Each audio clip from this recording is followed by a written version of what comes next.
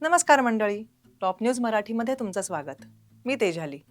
Share बाजारातली उलाढाल आपण रोजच बघतोय. त्याचबरोबर सोन्या चांदीच्या भावांमधली उलाढाल दिसतीये आणि त्या उलाढालीबरोबरच आता आपलं लक्ष तांब, ॲल्युमिनियम, लोखंड यासारख्या धातूंकडेही जायला लागलंय, जे एकेकाळी आपण सहजपणे भंगारात द्यायचो.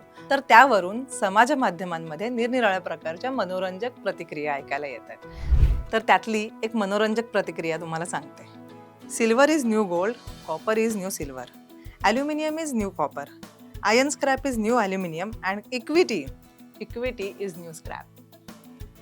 तर या इंग्रजी प्रतिक्रियेवरून आमच्या एका मित्रांनी मराठी चारोळी लिहिली. तीही आता ऐकूया. तांब्याची झाली चांदी, चांदीचं झालं सोनं. तांब्याची झाली चांदी, चांदीचं झालं सोनं. सोन्याने मारली 1.5 लाखावर उडी. सोन्याने मारली 1.5 लाखावर उडी. शेअर बाजार म्हणतंय येणार नाही ना जगबुडी. आपले गुंतवणुकीचे निर्णय हे आपल्या आर्थिक सल्लागाराच्या सल्ल्यानेच घ्या आणि या चारोळ्या कुठल्याही प्रकारच्या गुंतवणुकीचं समर्थन करत नाहीत.